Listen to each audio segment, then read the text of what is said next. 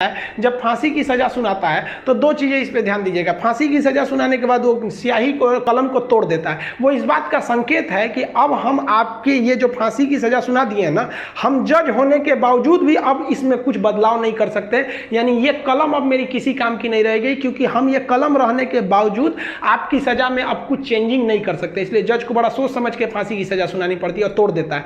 ये तोड़ने की प्रक्रिया एक संकेत है, ऐसा नहीं है कि उसमें तो दूसर कलम से नहीं लिख देगा।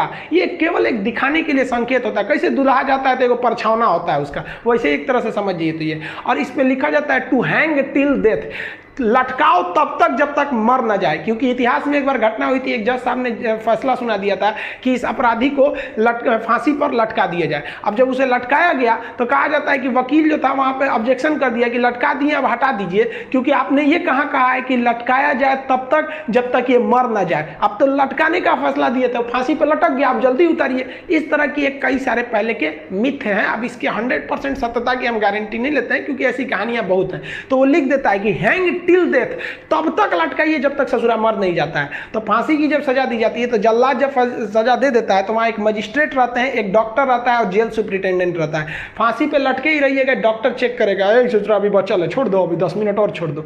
तब तक डॉक्टर नहीं कह देता, जब तक कि मर नहीं गए तब तक आपको लटकैले रह जाएगा। फांसी जो है वो अक्सर मॉर्निंग में ही दी जाती है, क्योंकि जेल प्रशासन के ऊपर सबसे बड़ी जिम्मेदारी फांसी की होती है। वो सुबह सुबह इसे निपटा देना चाहता है, और सुबह के समय जनता मीडिया भी उतने ज़्यादा एक्टिव नहीं होती है। खैर ये सेकेंडरी वजह होता है। फांसी घर में जब कैदी को लाया जाता है तो जल्लाद इस कैदी का चेहरा नहीं देख पाता है, क्योंकि पुलिस पहले ही उसके चेहरे को काले कपड़े से ढक देते हैं। जल्लाद जो होता है उसे काले कपड़े में पहना के फिर फांसी पर लटकाता है। इसे कपड़े ढकने का एक और रीजन है कि जब फांसी लगाई जाती है, किसी को फांसी दिया जाता है, तो उसके आंख वगैरह काफ़ी मतलब तड़पता है, तो एक होता है ना कि थोड़ा सा खराब लगेगा उस वजह से। तो यहाँ पर जो जल्लाद होता है, इसे पहले ही इसको फांसी लगाने से पहले इसे कपड़ा ढक के इसको लटका दिया जाता है। लटकाने से पहले इसे जब फांसी देना होता है तो उससे पहले इससे पूछी जाती है आखिरी ख्वाहिश। यहाँ वो अपने पसंद का खाना खाने को कह सकता है, अपने रिश्तेदारों से मिल सकता है, या कोई धार्मिक ग्रंथ कह सकता है कि हम उसको पढ़ना चाहते हैं। इससे ज़्यादा उसकी कोई ख्वाहिश नहीं पूरी की जाएगी। ऐसा नहीं कहेगा कि हमको मर्सिडीज में घुमा दीजिए, ये मरने वाला होता है, इसकी ख्वाहिश क्या बची रहती है। इन सबको तो अपने तबीयत खराब हो जाता है।